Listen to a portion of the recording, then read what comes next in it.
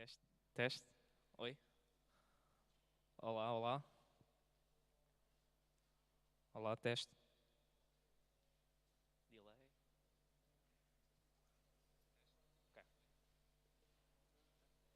Isto apanha do micro. Agora só para fazer um último teste do computador.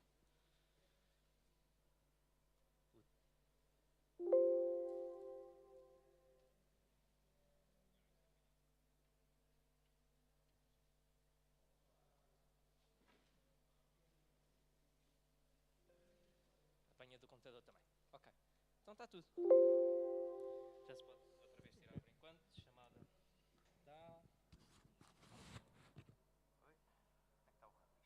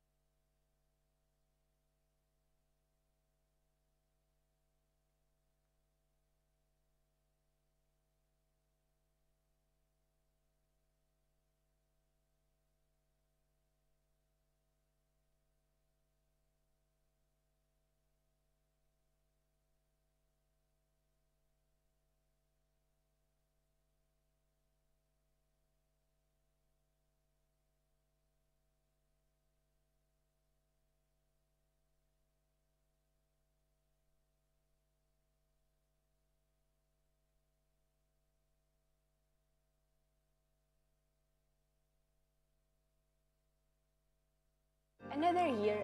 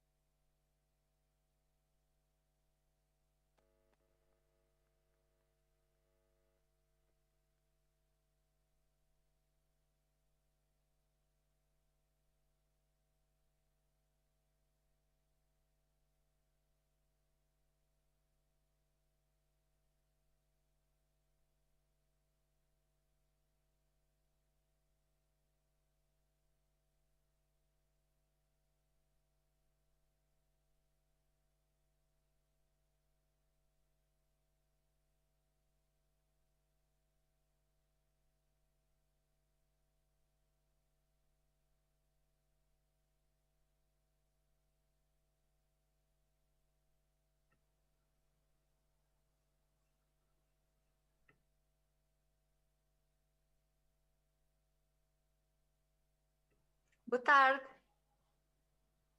Está-me a ouvir bem?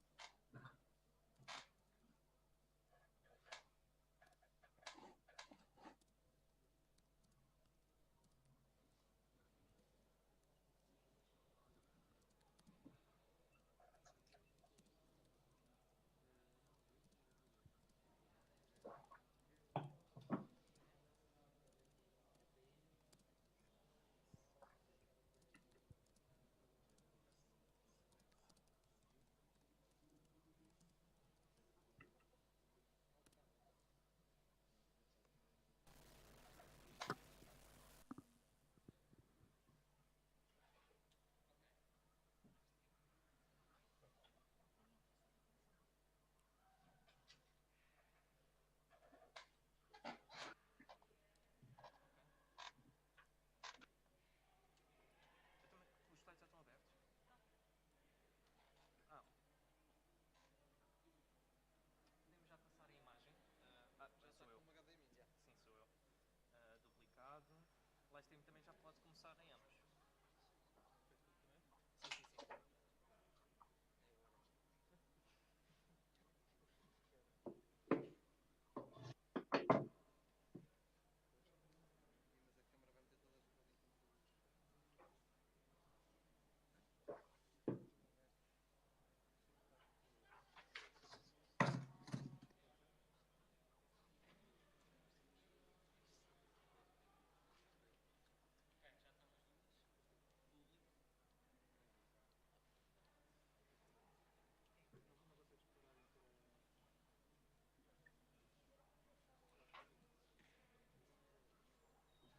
Queres que eu passe os vídeos ou... Esta câmera é deles. Ah, não, é deles. Está muito escuro, não é? Este é o segundo, que fica assim, uma coisa assim.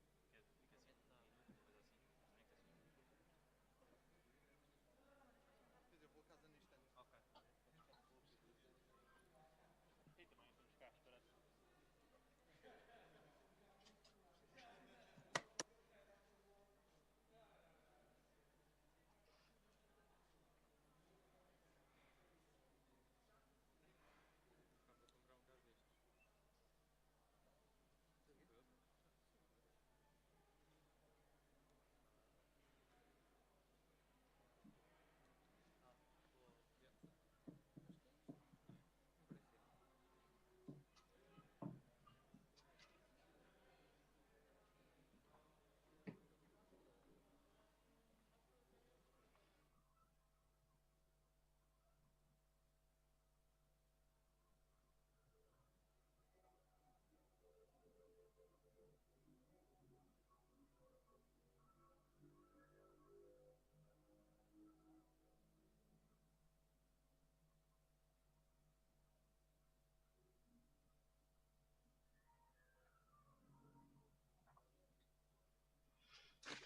Bé.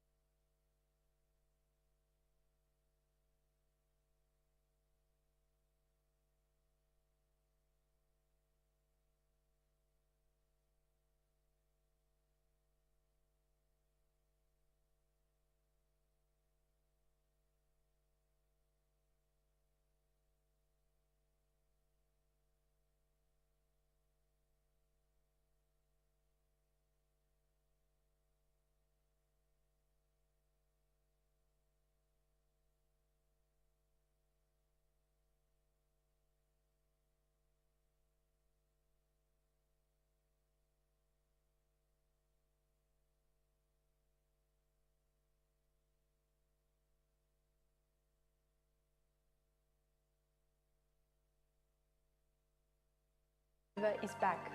This edition will bring you debates on the future of monetary policy, higher education, international politics, and how to fight inequality. But what we are most excited about to be back. Join us at Nova SPE, Carcavelos campus.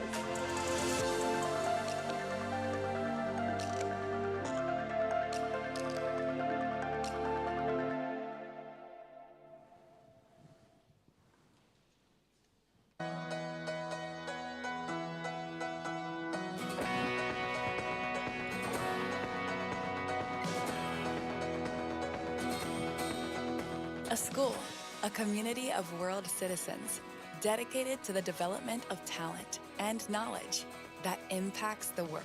A school of business and economics with a fundamental role to play, supporting those who strive to be better, people, professionals, leaders, driven by insight and enterprise. At our home in Carcavelos, a top-ranked international school, member of the SEMS Global Alliance, offering innovative and excellent pre-experience programs entirely taught in English, bachelor's in economics and bachelor's in management for a life-transforming experience with curriculum-enhancing activities and integration of technology advancements and digital ubiquity. Master's in business analytics, economics, finance, impact entrepreneurship and innovation, international development and public policy, and management. Ranked by the Financial Times and Ed Universal, with 100% of our graduates working within 6 months of graduation at highly sought sectors and companies. We are widening our horizons. Together, we are a Nova School for the Future.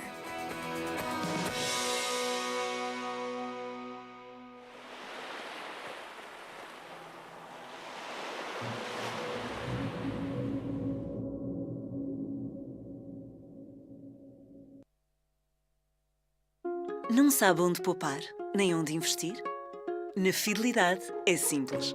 Com o Fidelidade Savings tem disponíveis várias opções. Escolha a mais adequada para o que pretende alcançar. Tem alguma questão? Fale com a sua agência ou mediador Fidelidade ou vá a fidelidade.pt. Fidelidade, para que a vida não pare.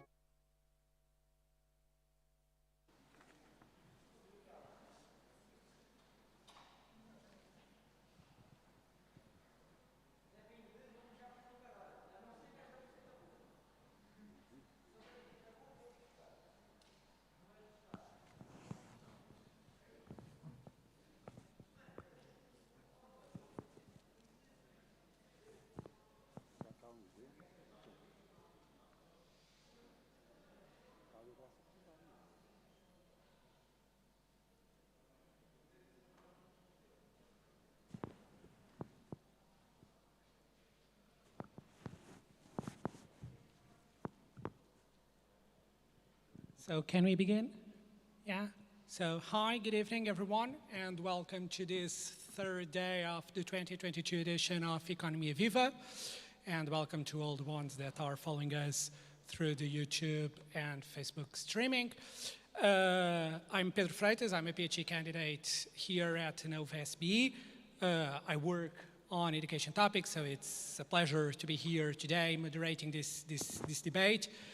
I will start to introduce the guest speakers for today. So online we have Maria da Graça Carvalho, who is graduated in mechanical engineering and has been Minister for Higher Education and Science in Portugal between 2003 and 2005.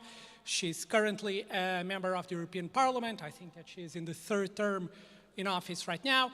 And she has been devoted to topics related to science, innovation, and higher education. Here, in the stage with me, I have João Sàágua, which is currently rector of Universidade Nova. He is also a full professor at the Humanities and Social Sciences School of Universidade Nova. He has been previously vice rector here at Universidade Nova as well, so he knows well the Portuguese higher education system. And also with us, we have Miguel Herdade. Miguel is graduated in law, but actually in the last couple of years, he has been working in non-profit institutions regarding educational disadvantages and social integration. He has been an associate director of the Ambition Institute in the UK. and he's the governor of a primary school in London and the director of Orquestras Sem Fronteiras. I would like to start, and I think that I speak on behalf of all of us, to thank the invitation to be here today, and of course to all the students that have organized this 2022 edition of Economia Viva. I know that they've put a lot of effort in organizing this edition, so thanks a lot to all the students from the Nova Economics Club and from the Nova Students Union, and to everyone at Nova that helped organizing this event. So before I give the floor to our guest speakers, I would just like to frame the discussion that you're going to have here today. So we are going to discuss the evolution of the Portuguese higher education system in the last couple of years, and basically, you see that from the early 2000s to today, we have been witnessing a huge increase in the number of students enrolled in the Portuguese higher education system, both in universities and polytechnic institutions. And together, and this is going to be a key point today, in the following slide, we can see that the evolution of the tuition fees has not been linear through these times. We had a period of increase, and then in the recent years, we had a fall in the level of the tuition fees. Together with this, in the following slide, we have been witnessing an increase in the scholarships that are awarded to students enrolled in the Portuguese higher education system that goes in line with the rise in the students. But when we look at our system, and in the following slide, we can still see that our system is still deeply unequal. If we look at the students that are enrolled in public universities in Portugal, 30% of the students enrolled as a father with a college degree, and 40% of the students have a mother with college degree, and these shares are way above the national average, which shows that the families or the students that still accede to higher education are students from more socially advantaged families. This is data that has been just released 2 months ago by a study by EduLog. Together with this, we should talk about inequality, and when we talk inequality, we talk about, in the following slide, about the students that actually can accede to higher education, and that's deeply connected with the students that have success during upper secondary education. And when we look to the data, we see that particularly in the 12th grade, right before the moment that students apply to higher education institutions, we still have a spike in the dropout rates, both in academic track and in vocational track of upper secondary education. Additionally, in the following slide, another ingredient that we should have in mind for today's discussion is that when we look at wage premium related with higher education, with having a college degree, this college premium in wage has been decreasing over time. So, of course, it has clearly a payoff to study more, it has clearly a payoff to go to college, but the return from this investment has been decreasing, particularly for the younger generations. So these are data that I wanted to bring here to frame the discussion that we are going to have, and now I will give the floor first maybe to Maria da Graça Carvalho, that is online. We'll have 10 minutes for each speaker, and then we'll open the discussion. Thank you, and good evening. Okay. Good afternoon.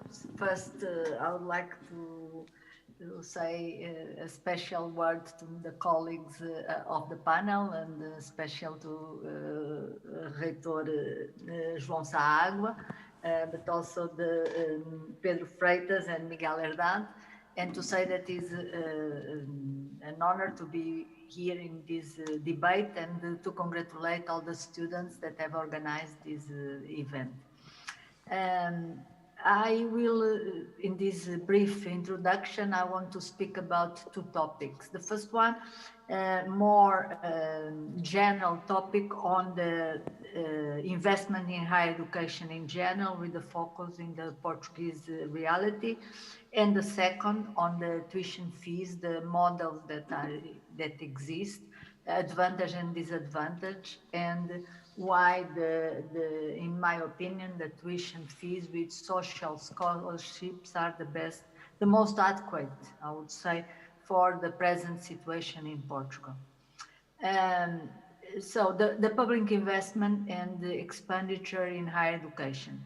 Let me start by saying that higher education is a sentence that everyone probably knows and agrees, is underfunded in Portugal. And if we compare with other, for example, with the OECD countries, we have about 1.1% of our GDP in higher education, and we compare quite badly with the other OECD countries.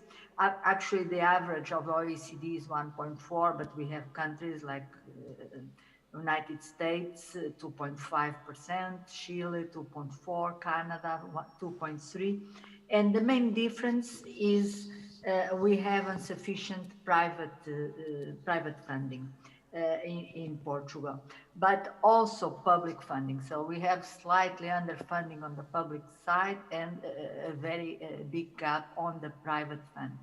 And there are exceptions, and your university in particular is an exception that you have managed to attract private funding for the higher education system for your university. But what is more worried is that the percentage that we have on the private funding is almost all household expenditure. So it's the families or the student that is investing on his own studies, mainly through the fees.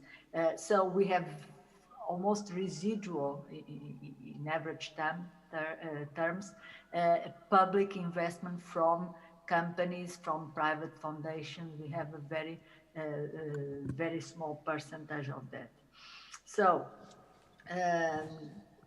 this overall lack of investment is something that we need to address because we really need higher investments in higher education. It's quality of teaching, but it's also related to the quality of the research.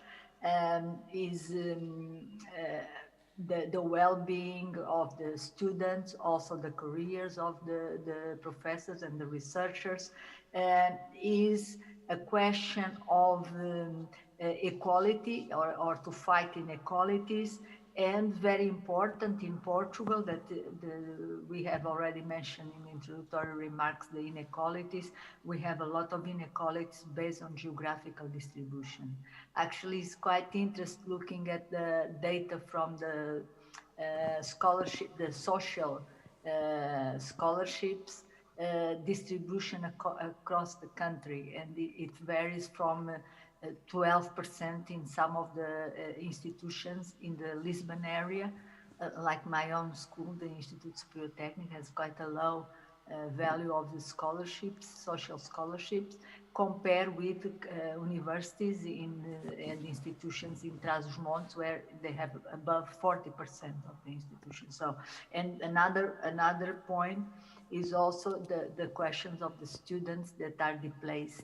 So we have many of these students, more than 100,000, and is a much bigger effort for these students than the ones that are studying near their house. So also the higher education is a question of excellence and quality in teaching and research, but is also social cohesion, geographical cohesion, and the contribution to the economic development. So all this is in certain way jeopardized for the lack of investments in a higher education system.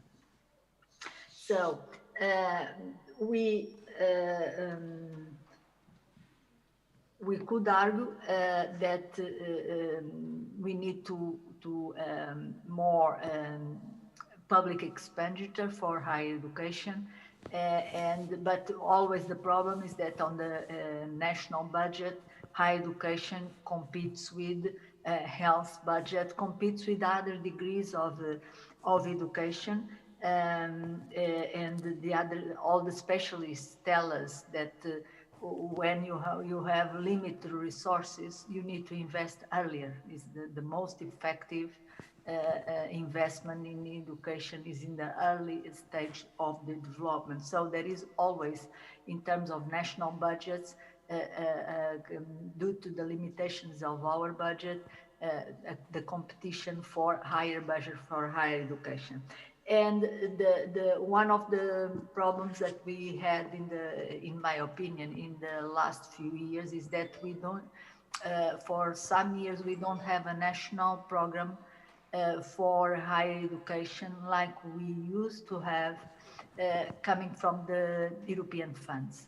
For the ones that are older and they can remember the PRODEP, the programs that we would have near 500 million per year or even more from the European funds, from the regional funds, a national program for higher education. When I was in charge of higher education in Portugal as minister, we had a PRODEP and a program also for Ciência. We did the negotiation and we were able to renegotiate for a national program together of higher education, science and innovation that had the fund almost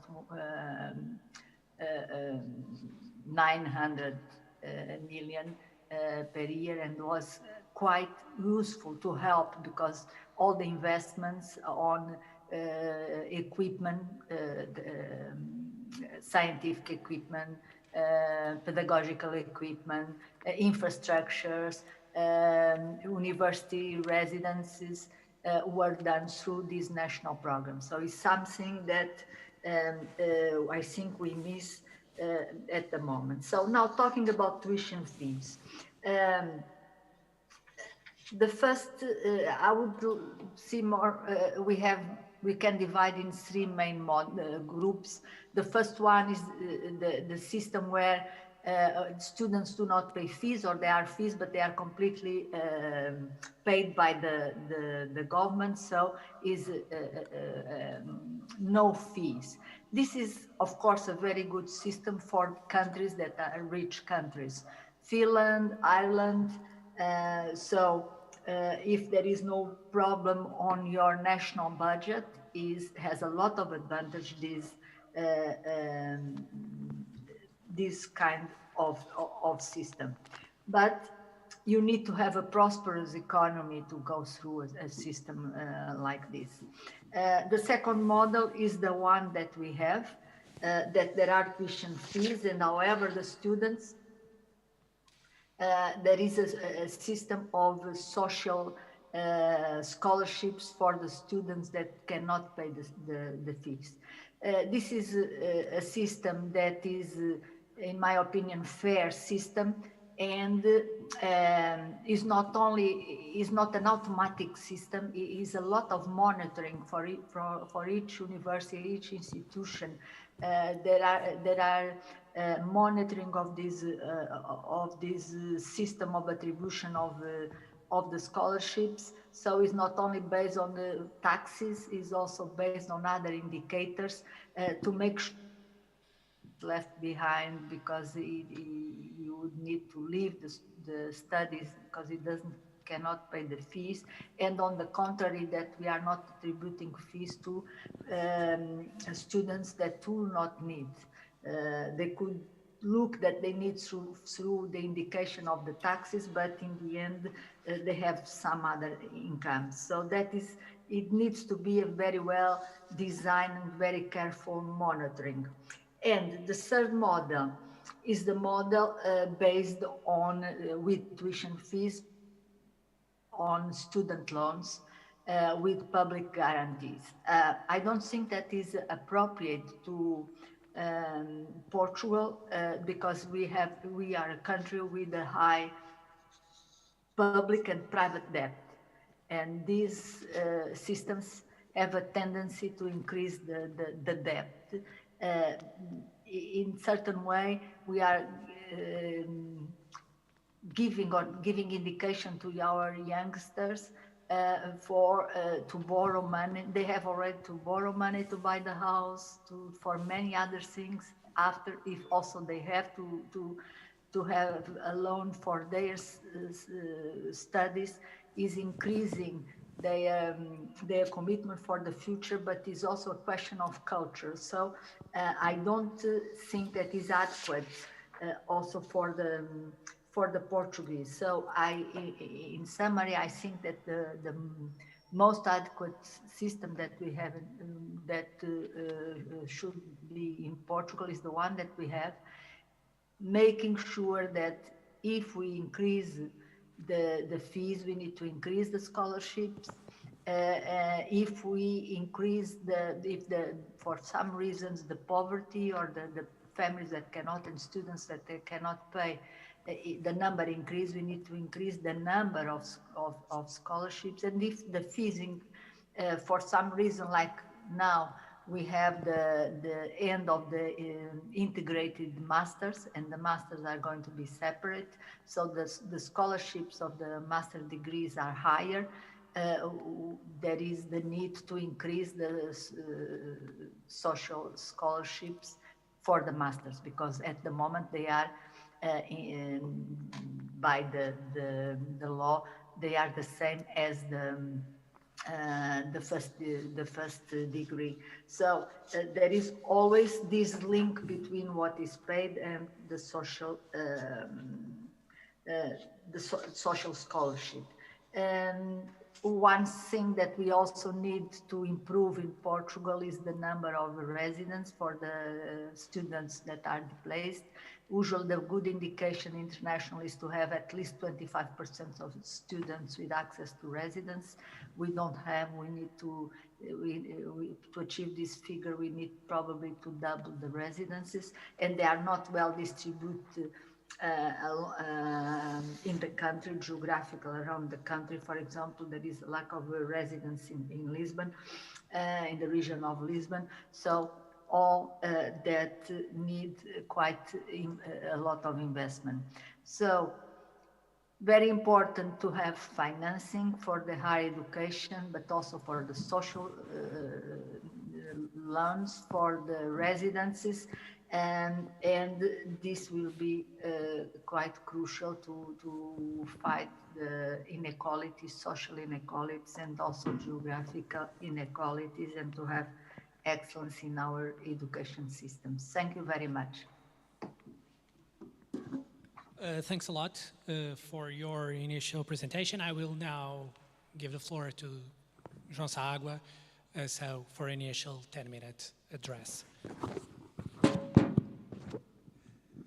Hello, everybody. I'm very glad to be here. Thank you for inviting me.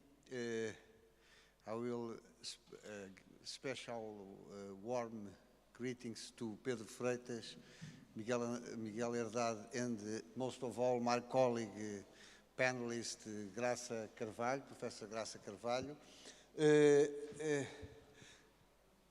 I can benefit for Graça Carvalho already drawing a very, let us say, complete picture of current situation, European level and Portuguese level concerning higher education, investment in higher education and tuition fees. So I will be, let us say, briefer, and I will go the fastest that I can to my main points. It's a general point. It is almost a platitude nowadays, but I think I should stress it to start with. Universities, I think, are crucial agents of producing today in this knowledge society better knowledge and better knowledge-based innovation, in the hope, and I think we have strong reasons to be confident in this hope, that better knowledge and better innovation produce better society and better future for next generations. So this is a very, let us say, a highly responsible and very difficult business that we are in. Universities were created, I'm sure you are aware of that, by the 1088 Bologna, 1096 Oxford, 1134 Salamanca, and those were the three first European universities ever. They were almost alone in this same business. So no other kind of institutions, even no other universities were playing this game, so in a sense they were ruling the game. Today we have quite a different landscape. We added to the mission of research and teaching, we had the idea of collaborative agendas with society. This is new. It was not at all evident during centuries and centuries. It is something of the late 20th century and the first 2 decades of the 21st century. Collaborative agendas to find innovative solutions, many of them, by the way, very highly technological in nature for bottlenecks in economic and social development. I could tell you a few stories involving Nova University, but I will skip that. And not to feel alone, now we have more than 25,000 universities worldwide. So this is something. Some of them are excellent, some are very bad, and all of them are in the knowledge business.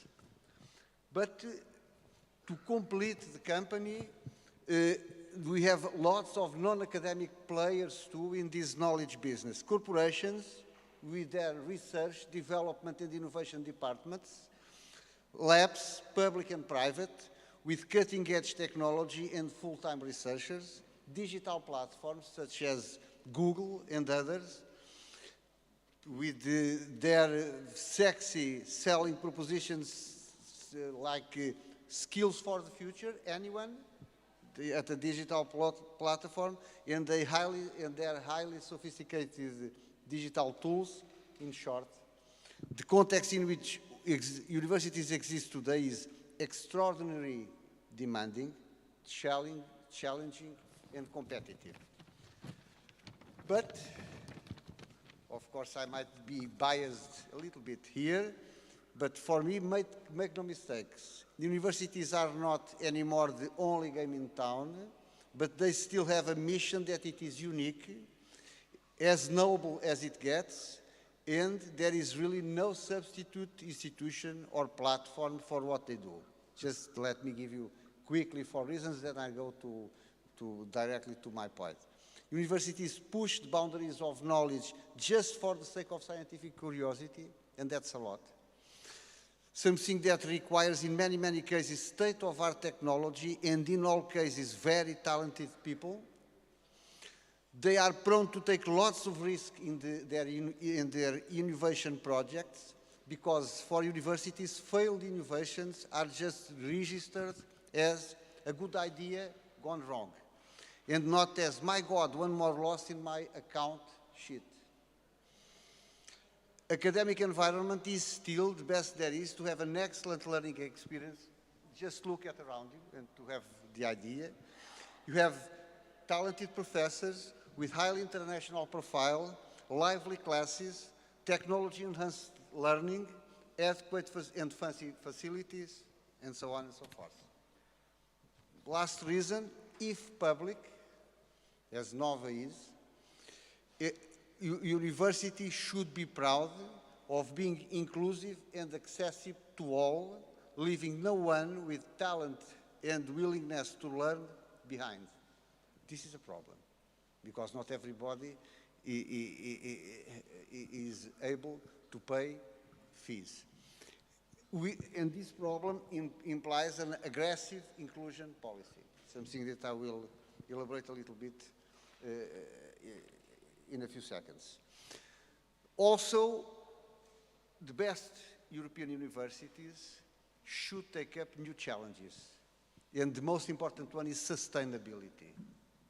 They should incorporate sustainability in their teaching, in their research, and in their innovation. And that also, it's very expensive.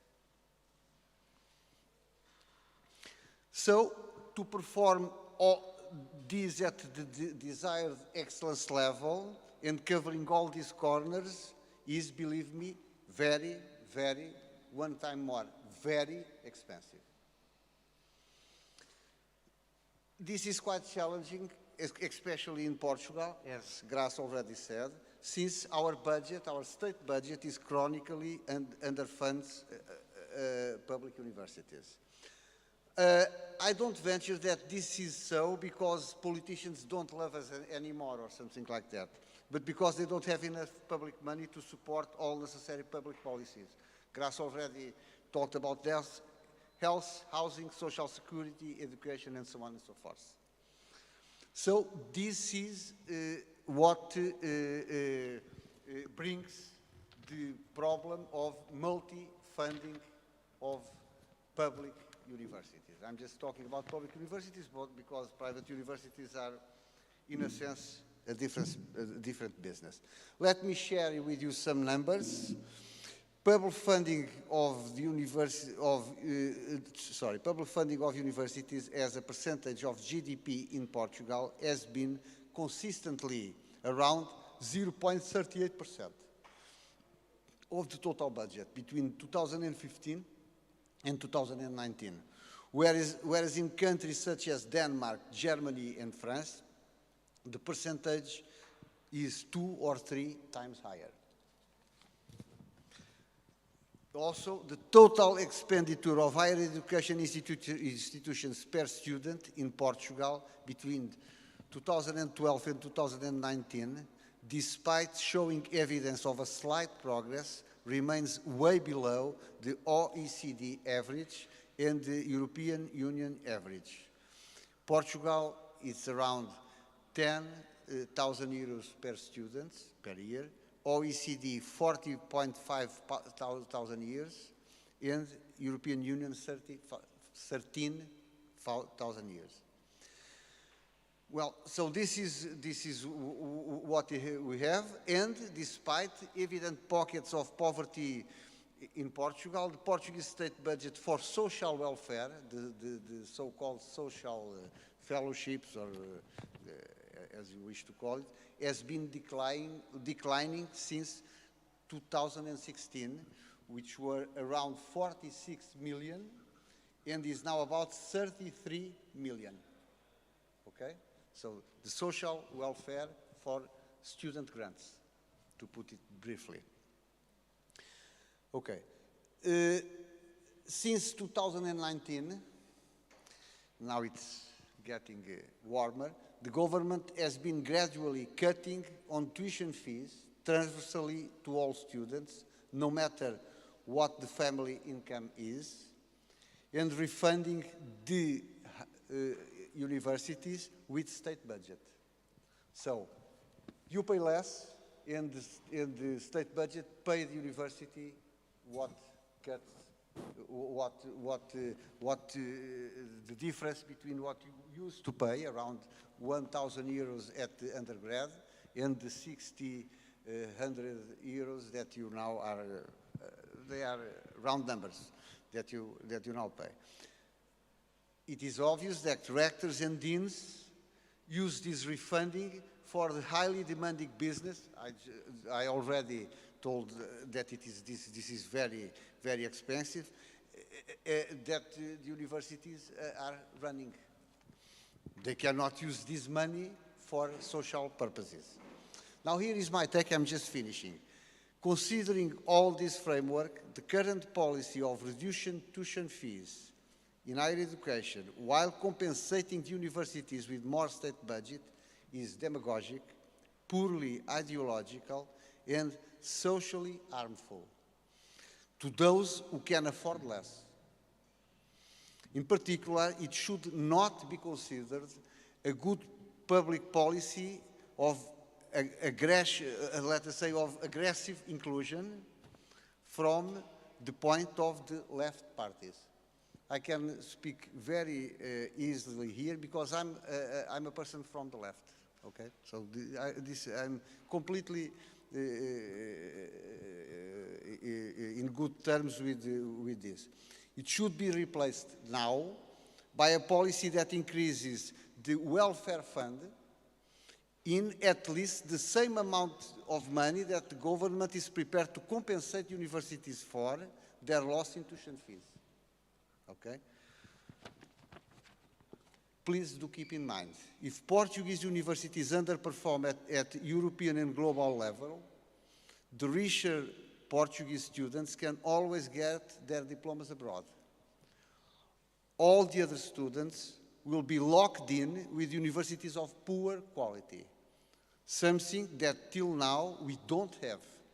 Most of our universities, almost by miracle, still fare very well in all the relevant rankings. I stop now with a few more overwhelming numbers. The compensation for tuition fees at national level in 2021 is over 38 million, compared with the 33 million for social welfare. And imagine the two added and just for social welfare. At Nova Social Welfare Services received a budget in that same year, 2021, of 1 million. By this same year, the state compensation to Nova University overall, due to tuition reduction, was over 4.5 million. Okay? So 1.5 for social welfare, 4.5 to compensate tuition reduction. Thank you. Thank you, Professor. I'm sure that we'll have time to go into more detail in that last part regarding the tuitions. Now I'll give the floor to Miguel for his initial 10-minute presentation. Thanks very much indeed, Pedro. And of course, it is quite humbling to be alongside the Rector and, of course, an European MP and former minister, so very nice meeting you both. And thanks very much for inviting me to be here. So I will start with two disclaimers. One is, one of those compliance disclaimers, which is all views are my own and not of those of the organizations I represent, and that's there. But the other disclaimer, which I think it's quite an important one, is that there are no silver bullets, nor very easy answers to very complex problems. And I think we're all in agreement here. Of course, I'm also benefiting for the fact that, two much wiser people around me, three with Pedro, obviously, have already said it all. I wasn't expecting to be this much of a consensus, but I think that might indicate that we're all on the right side of the force, which is a good way to be. However, the way I'm perhaps interested in this topic has a slightly different lens to it. I guess we're all here because we do have an unshakable belief that education is the best tool we have to give everyone a better life. And that's why we all do what we do, I guess. And this is actually more than a belief, obviously. This is deeply grounded in loads of scientific evidence, and that's why we do what we do. I'm also slightly conscious that I'm standing in front of a group of people who, just like me, just like I did in the past, they actually pay tuition fees. And I am conscious that for many people, those tuition fees are very high. However, I will try to do a point, which is, contrarily to what most might think, just lowering our tuition fees, and as Maria da Graça and João Sàágua has said, just lowering our tuition fees alone is not a very good idea.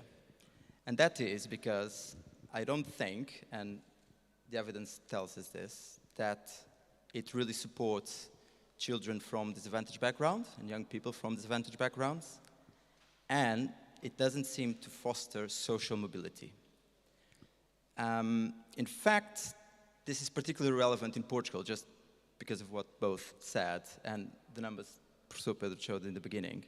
And I find this tuition system deeply unfair basically for two reasons, which I'll explain in a second. So the first reason is because the barriers to higher education start way earlier than when a student even thinks about applying to university. The second reason, it is because low tuition fees, and Professor João Sàágua touched on this, low tuition fees actually seem to benefit those students who are more well off, rather than those students from disadvantaged backgrounds. You know, and this is obviously because some people, just like myself, who was lucky enough to go to university, get the bulk of my costs paid by all taxpayers who didn't have the same luck. So this is the point I wanted to make.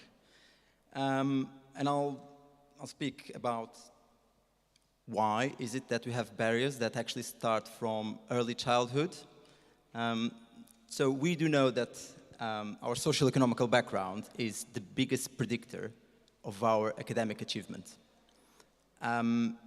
You know, I was actually on a cab drive to here, and the cab driver tell me something which was quite enlightening. He said, I was born in Alentejo. Alentejo is an area of Portugal which is quite unique and perhaps deprived. And my generation thought really hard so that my children could become a doctor. So our dream was for the son of a taxi driver to become a doctor.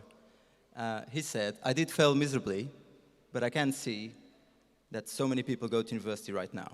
And he stopped at the door of this beautiful campus, and there are actually loads of students around, so I guess he was right. The problem is that those barriers that you face when you're born in perhaps a less privileged household, they do translate when you grow up in lower qualifications, and they will translate as well in lower wages, as you all know. So this will mean that if you don't have access to great education, you'll have lower incomes, and your child will have lower incomes as well in its own term, and that creates what we call a cycle of intergenerational poverty. And don't get me wrong, child poverty in Portugal is a deadly serious problem. Firstly, because Portugal is one of the countries in Europe where there's the highest correlation between your income and your educational attainment. And if you look at raw data, you'll find some astonishing numbers. So child poverty rose to 20.4% last year. There are around 26,000 children below the age of 12 who felt hungry and whose parents didn't have enough money to buy them food. You'll see that there are a big number of children living in overcrowded houses and that are not able to benefit for parental support because, again, their parents perhaps didn't have access to great education, or they do have 2 or 3 jobs, or they have very complex problems in their families. Again, poverty is a very complex problem, so it's really hard to give a straightforward answer. According to the OECD, Portugal is one of the countries with biggest inequalities in access to childcare and early years. So it does start from when you are born. And when you reach the age of 15, if you are on the bottom 25%, you will be 2 years behind in learning when compared to the 25% richest in your country. To put this in context, if you look at the country where I live, which is the UK, that same gap is less than half. And that is quite astonishing.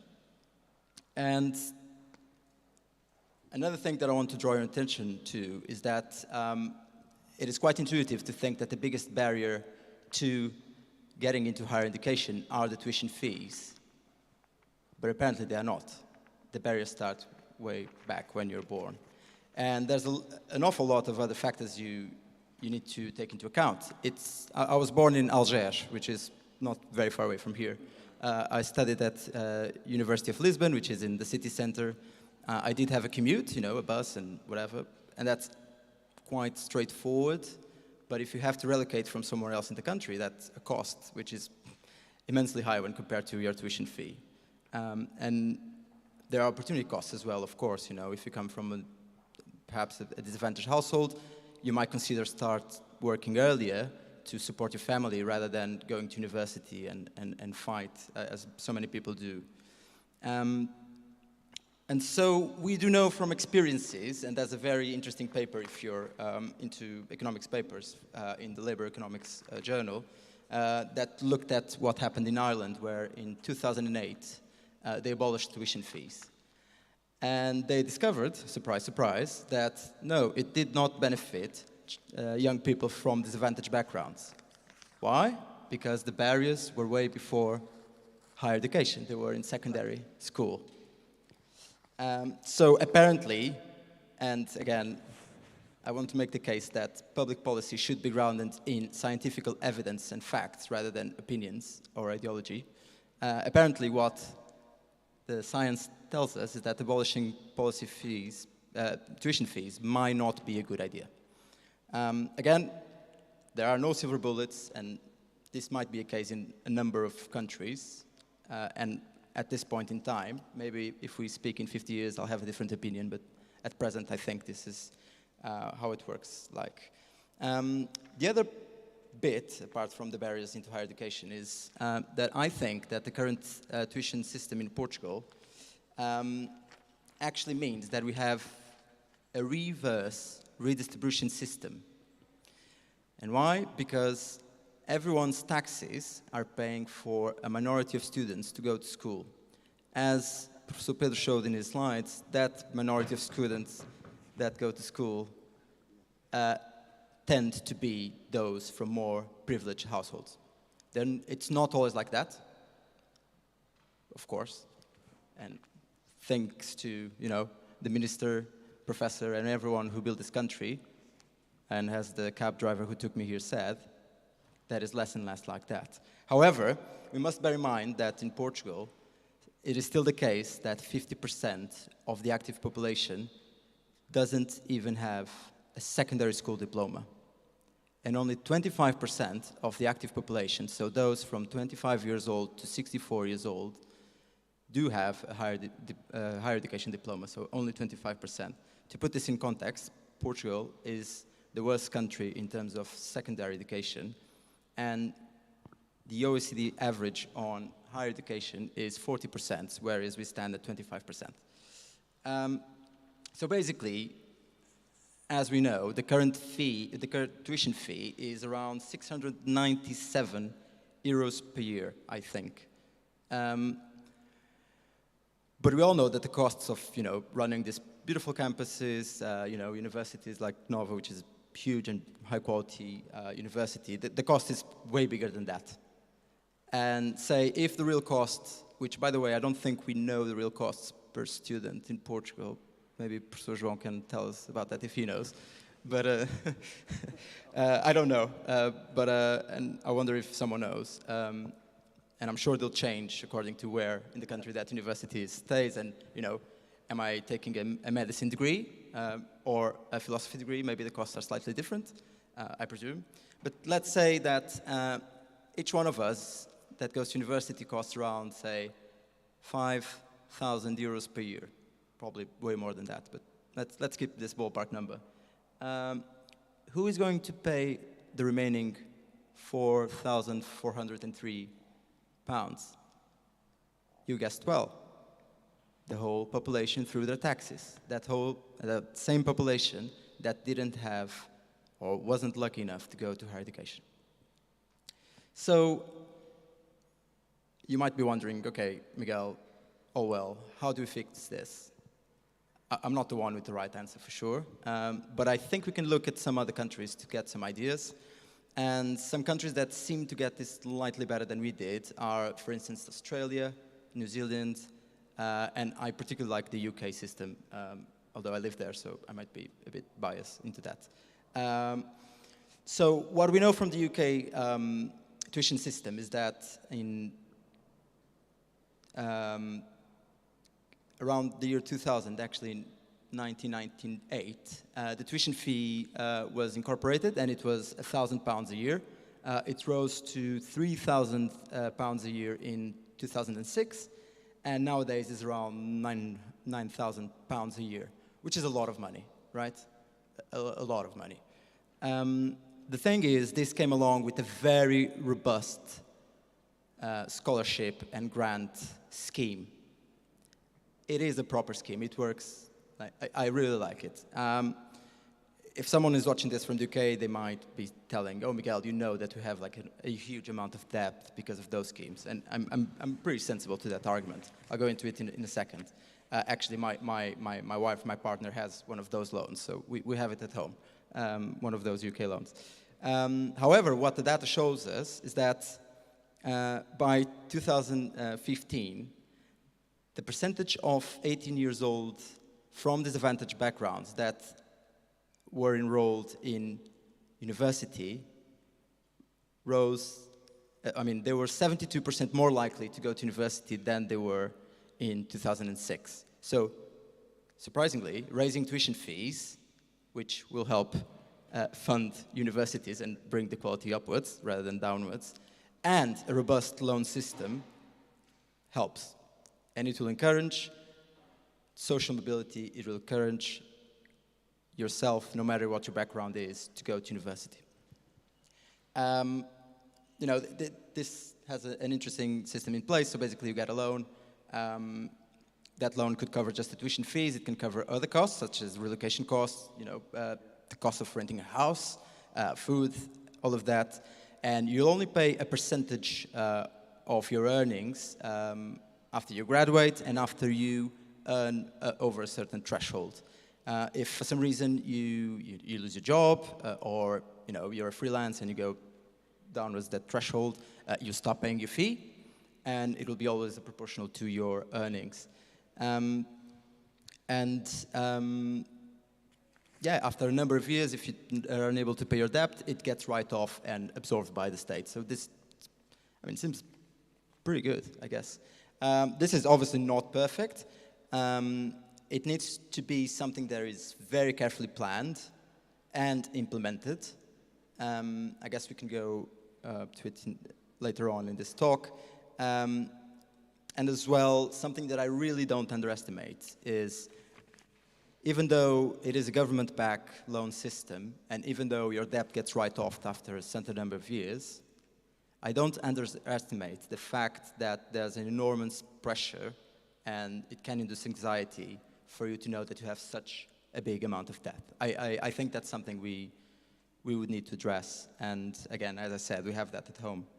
So yeah, this is what I had to say from the prism of educational disadvantage.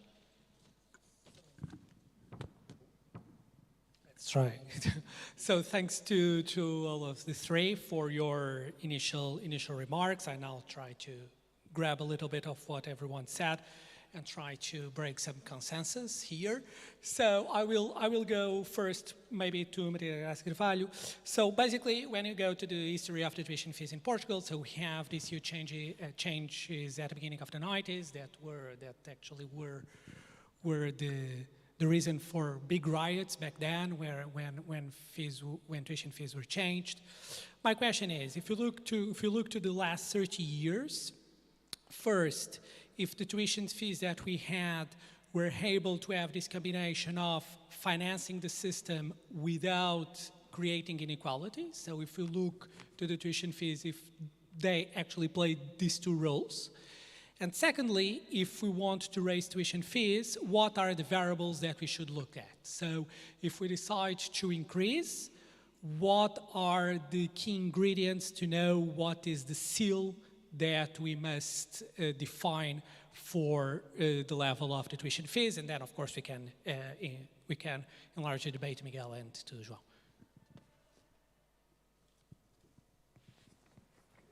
I think you want me to start? Yeah. I want to just two comments for what was said. First, on the expenses or per student per year. I know at my time what we had directly to the students, so was not account the research budget or the administration outside the university and the institutions of higher education, because there are new ways that now is done this calculation of the students, if you can also include the science and innovation. So if you only account what is directly to the higher education system, we had, and is not so different from what it is now, because the budget unfortunately has not increased very much for the higher education system. So we had 4,900 average. We have 12,000 for medicine, depending on the school, but was around 12,000. 700,000 for nurses and technologies, health technologies is also a very expensive degree, very good degree in Portugal. And I always say that in public, because people have to realize what is doing for the country, the number of nurses and people with the health technologies that go abroad with such a big investment from the Portuguese taxpayers. But we had degrees like law, like other humanities degrees that were around 1,000 or even less than 1,000, that were at the time more or less the value of the tuition, that was around 900 something. So I was, we were talking about riots. When I went to government, the riots were going on, and I had the mission to calm down or to find a solution for these not acceptance by the students of the high fees. And what we have designed at the time, the social security system that we have with scholarships was designed in my time. And it's because of that that I know well the inequalities that the system has. And what I fully agree with João Sàágua in what he said on the decrease of the fee, because the value was calculated, we had a certain equilibrium. So was required for the function of university. You need that budget. So if you decrease, you have to compensate. And if you compensate, with the taxes of all the Portuguese. As it was well explained. And with the conditions of level of development, of poverty and inequality, both social and geographical inequality, what the facts, the figures, and also the ethical principles says to any policymaker is that if there is budget available, it should go to social investment in education. That is very clear. And I know, I feel that probably the minister knew that, but we had the coalition, we had in government, and probably there were political pressures to do it otherwise, because the evidence is there that is the solution should be in the situation of a country like Portugal. Any availability of budget should be for residents, for more scholarships, and even more, we are at the stage that we need to have active policies for reducing the inequality. And there are good examples, countries that are much more developed than us. For example, in Belgium, in the Flemish community, they have actions to achieve a target of getting more students that do not come from families that have higher degrees, because they have the same, as it was shown, João Sàágua has shown that most of the students that come from from that are now in university, the parent, the mother or the father has a university degree. Usually, the mother is the determinant factor. It is shown in many data. But so there is a target, and there is extra financing from the state to achieve these objectives. And the Flemish community that is quite rich and quite developed. The same in Ireland and the same even in UK. France had a very interesting system. It started in the time of Sarkozy, when there was the problem in the neighborhoods of the big cities, and with the problems with the youth. He had a system where the Grande École were very selective. They didn't have students from less favored regions. The system in the financing of this Grande École, one of the targets was to increase the percentage of students that were coming from these regions. And what they did, they didn't lower the threshold of, but they did partnerships of the Grande École with the schools of that regions, so that they would work together to try to incentivize and to try to do some tutorial that the students could be prepared to enter to this Grande École. So we are in the stage where of development and inequality that we need to look at some of these policies that have worked better to analyze the results, and to put in place some of these policies in practice. For example, my own school, Instituto Superior Técnico, is much more homogeneous now than when I was there as a student. We had students. I'm from a small town in Alentejo. We had students from all over especially the south. Now it's much more homogeneous in terms of middle class and upper middle class than it was before. Before the revolution, when I studied. So we were very few, the number was very few, but at least were more heterogeneous, the origin of students, that it is now. So something really needs to be done, and availability of budgets on social issues, and also positive actions and programs to try to decrease the inequality. I will move now to the Rector to make first one question, that is, if your experience tells you that this recent decrease in tuitions has made some new students to arrive to the system. So actually, if the intention of the policy, at least using our experience here at Nova, realized in students from more deprived backgrounds that actually enrolled in higher education. And then, playing a little bit the devil's advocate here, one comment that I normally listen from people that are in favor of tuition zero is that there's the recognition that it benefits both the rich and the poor, but there will be here a perspective of the social contract between the government and every citizen. Since every citizen pays taxes, so every citizen should have access to some public goods, even if they are able to pay them. So a question and like a comment on one of the arguments that many times is listened regarding a lower tuition fee. Thank you for the questions.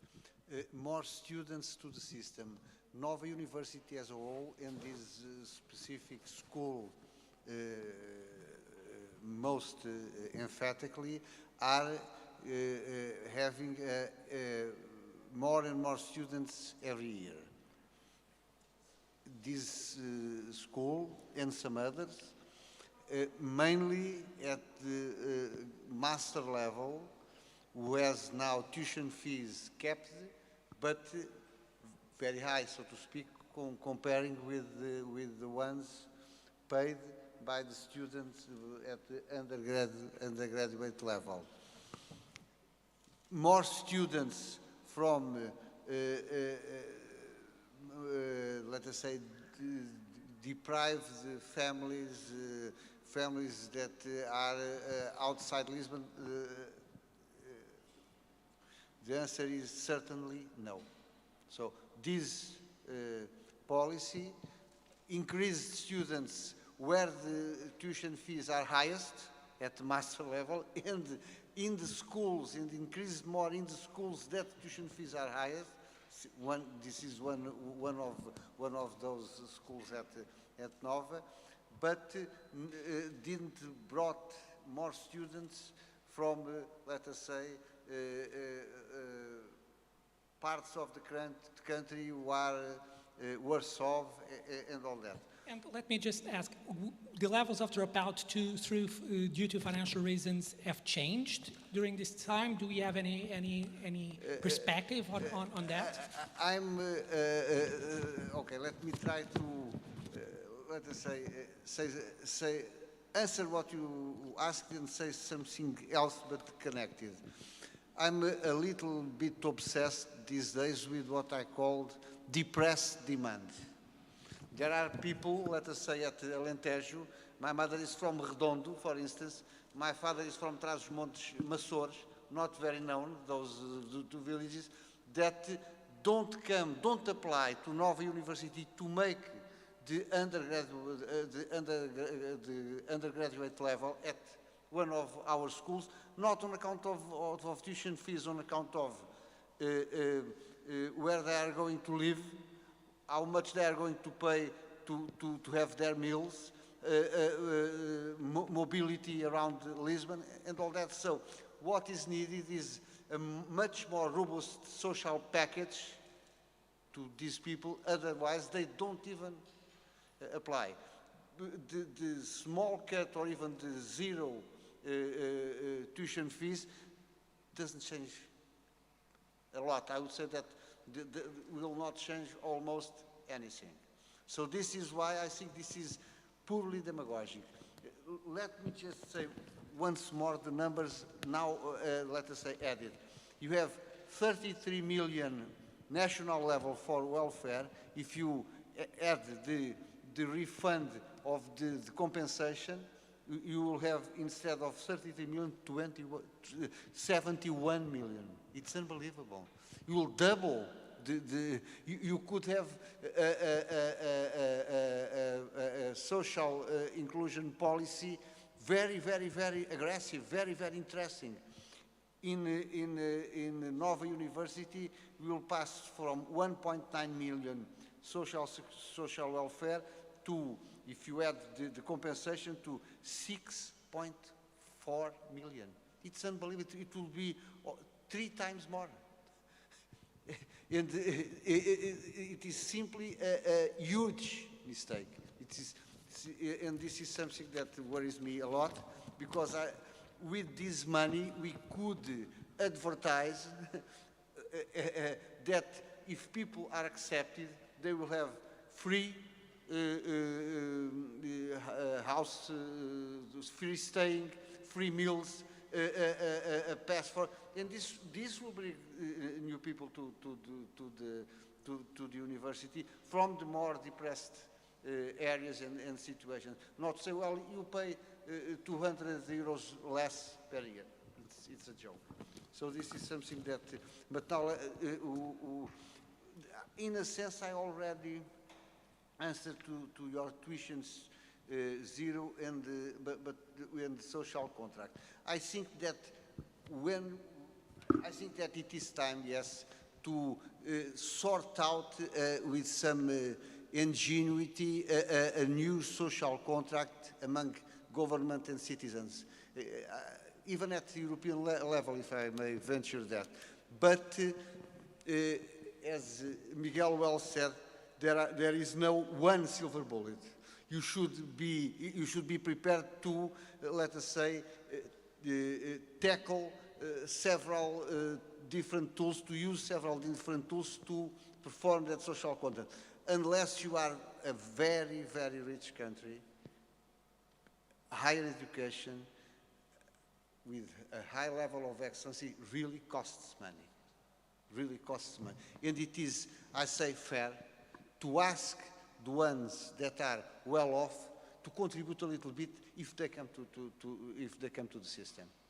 And everybody will contribute, but the ones that are worse off, they will have a compensation with let's say, with social grants and scholarships. This is how I see. Many other things are important that I'm not going to enter into that. For instance, you don't have at the national level, if now we are in the process of, let us say, technology-enhanced learning. It is not, let us say, a digital transformation, a complete digital transformation, but it is to use digital tools to have a more interesting and more, let us say, active from the part of the students classroom, physical classroom.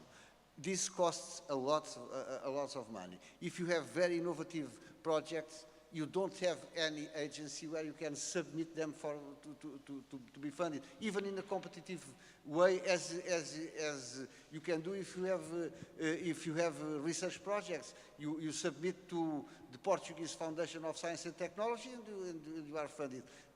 There is no, let us say, Portuguese agencies for, let us say, educational innovation where you can submit. This is something that is also lacking, and that is something that hampers the universities in a sense, because we have to do that at the expenses of our own revenues or nothing. Let me just, before I move to Miguel to talk a little bit more about how we can reduce inequality before higher education, let me just raise a question regarding, so we have this division between first cycle and second cycle right now, and we know that in many cases what we know as mestrados integrados are planned to end and actually to be completely splitted. And if this change can actually bring a raise in tuitions in the second cycle, and if we have right now the tools, the financial tools to start with, to cope with this that can have impact on some students, particularly the ones who are more financially deprived. I would start by the Rector and then to Maria da Graça Carvalho. You are asking if the splitting of the integrated masters and... If it can give room to a raise in tuitions and well, it all depends on how you are going to constrain at governmental level what you can do there. Because if the master tuition fees are going to be not kept, okay, this will be very interesting. Always if coupled with a very aggressive inclusion policy for the ones that cannot pay those. But my question is that, do we have that policy in mind right now? You should ask that to other person, but I don't even know why, I don't even know who, because we are in the process of, I don't know. Right now, the tendency was always cut tuition fees, cap tuition fees, cut at the undergrad level, cap at the master level. This is, for me, a disaster. And for social reasons. And the more left-sided you are, the more you understand that this is a disaster. Don't forget that at the end of the day, if this all ends up lowering the level of delivery that the Portuguese universities do, people who can pay, they just go abroad and get their diplomas elsewhere. The other ones will stay here with poor quality universities. That's the main problem. I don't know if you want to comment on this issue, Maria da Graça Carvalho.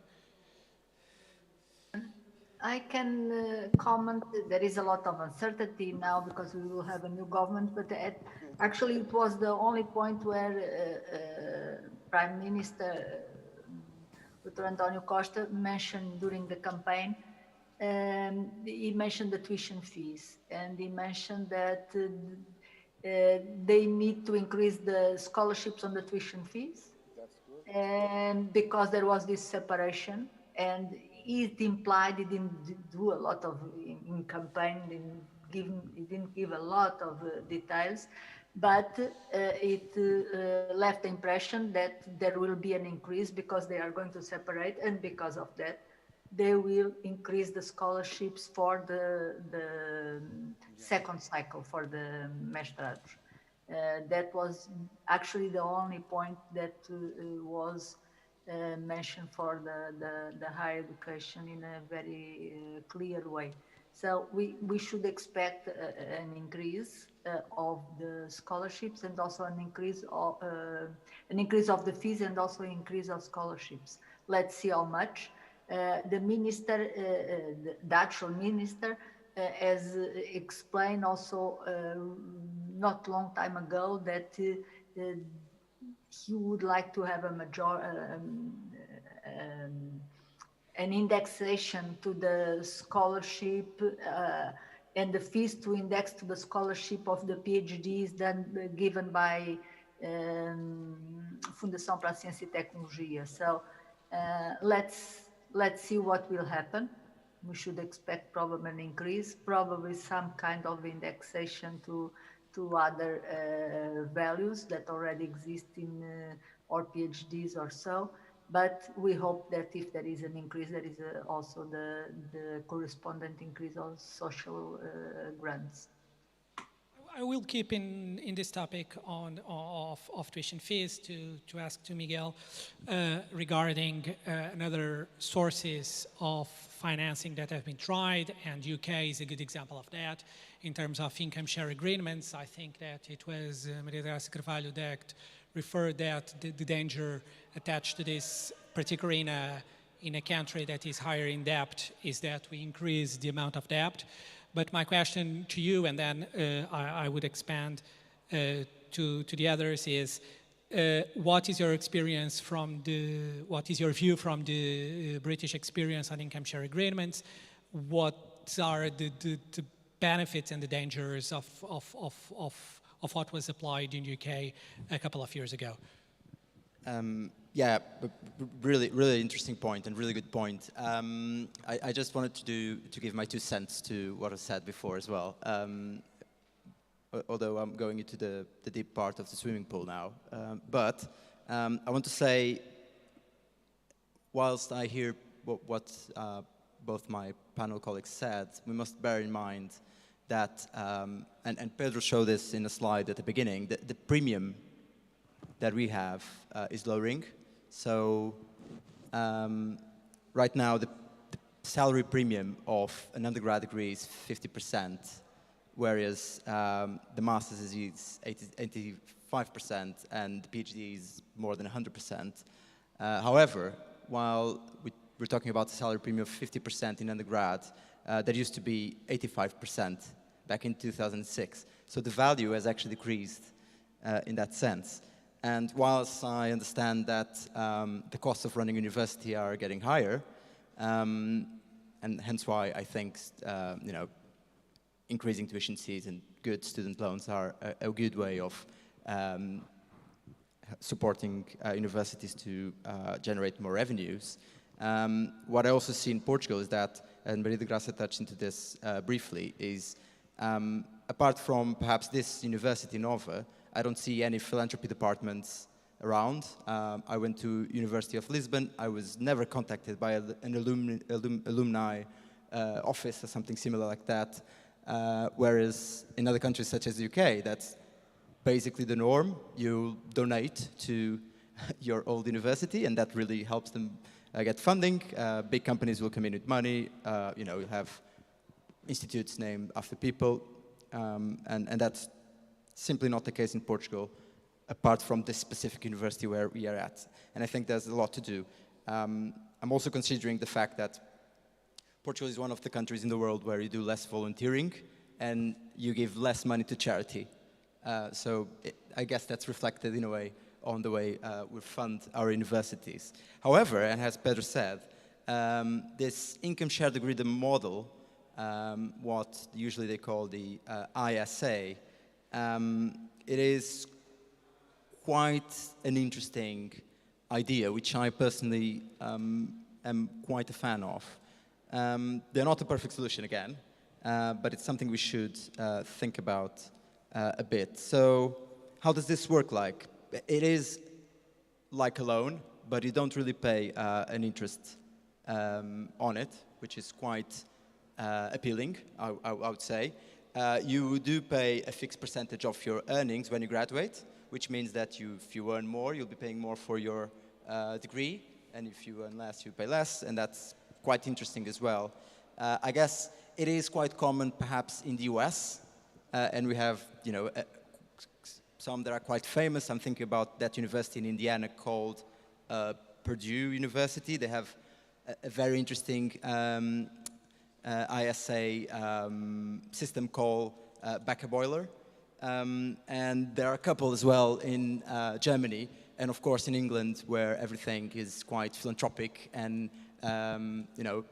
people do care, and they give money to help others to thrive. Again, I work in a British charity, so maybe I'm a bit biased, perhaps. In any case, I do want to say there are some barriers into that, and economists will understand very well in regards to the information you have when you're deciding to enter one of these agreements. They're basically contracts. There might be asymmetric information into that, and I think there could be concerns about adverse selection before you enter the contract. There might be some bias towards the type of person who enters this contract. And perhaps you end up not selecting people who have, low salary expectations, for instance. And on the other end of the contract spectrum, you might have moral hazard problems as well. These are typically the two issues that people connect with this sort of agreement. And this could have an impact on, diminishing human capital and, of course, as well, students' efforts in the future. If by working less, I'll pay less. That's an awkward incentive for you to have, which might not be very useful. However, and let me tell you this, first off, there's very scarce literature on ISAs, and that's because they are something quite new and quite exciting, let me say.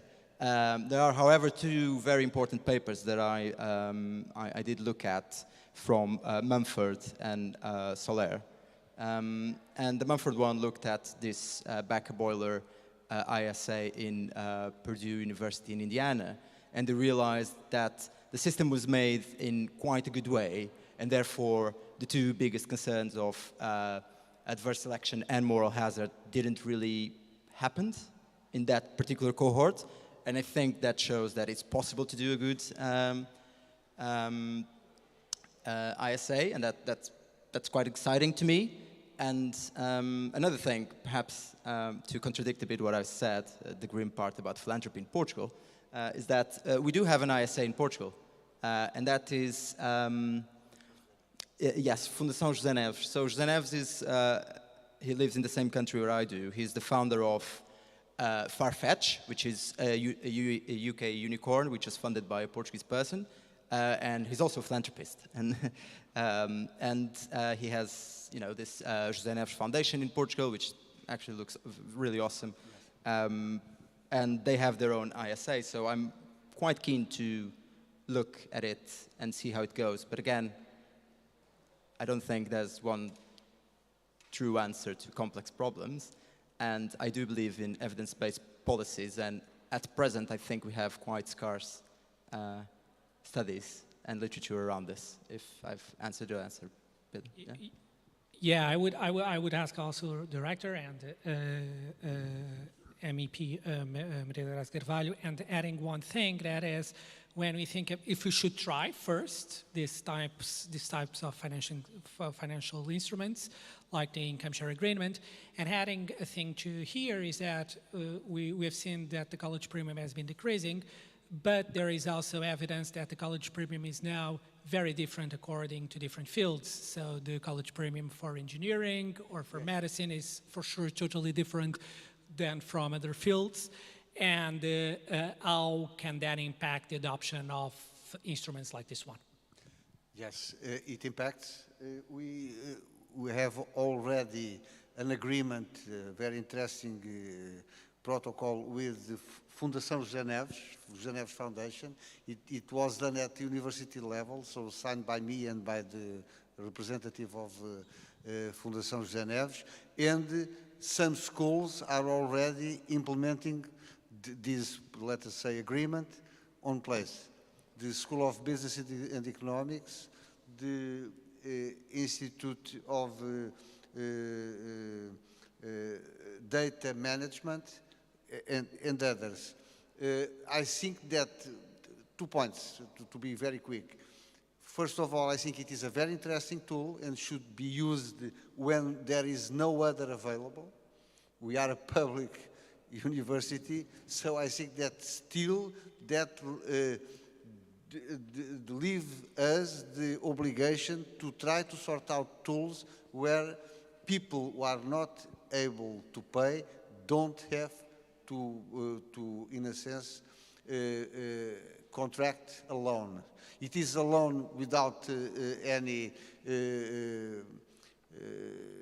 interest, thank you, without any interest. It has a definite maturity, and it doesn't go up to a certain percentage of your salary. So if at the point of the maturity the interest is not all paid, it collapses anyway. So you are free.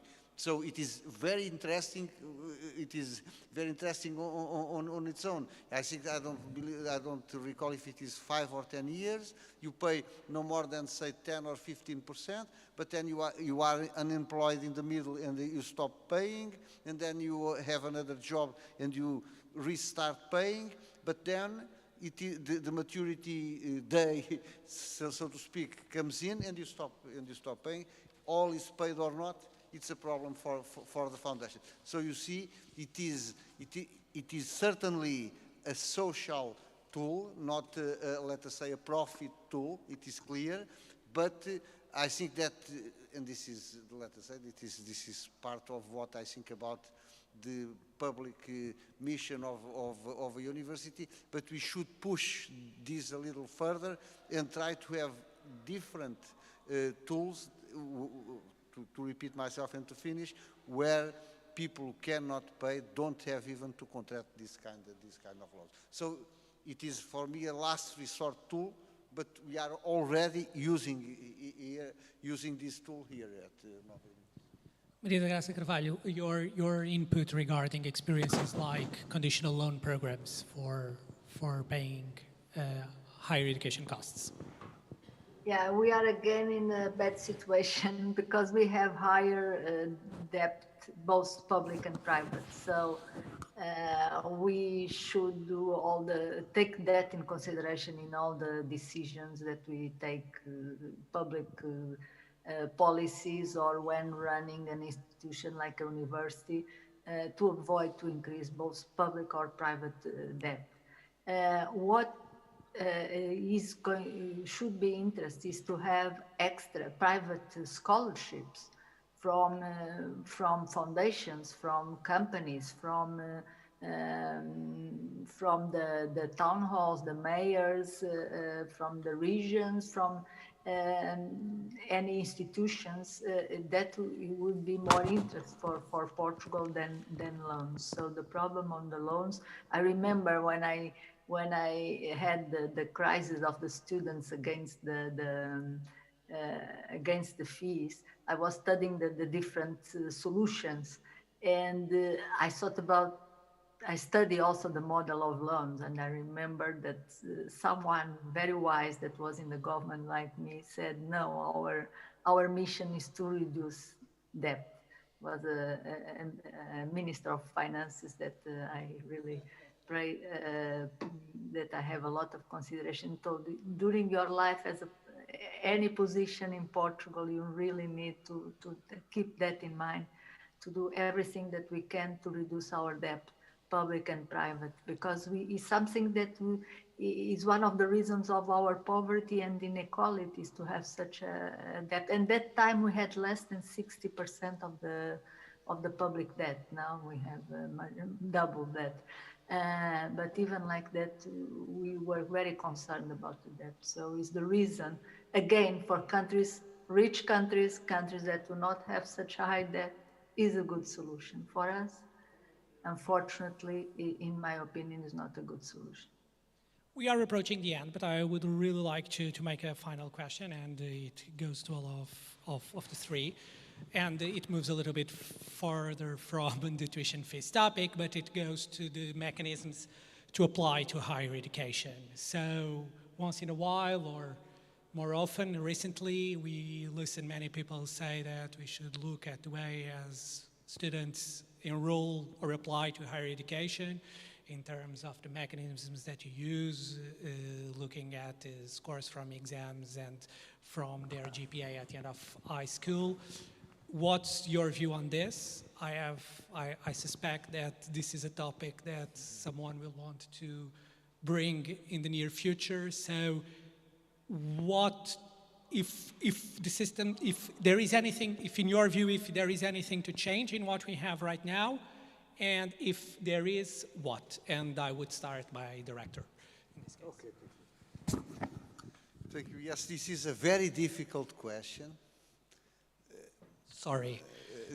No. Most of all for a Rector, but... and I know that it does not have a short answer. No, but to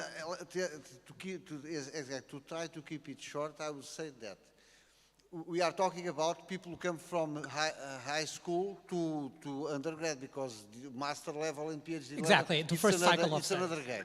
Okay, so concentrating on that, I would say that I would not be very disruptive, because the system, it's not perfect, far from that, but in a sense, it is delivering. And if you try to disrupt all the system at once, or let us say some key points, you might have a chaotic situation, and that's not good. What I would do, I would say, is to try some pilots that I will add to the system. Okay, for instance, I will allow public universities to have, let us say, a second class, a beta class, funded in other ways, not by the state budget.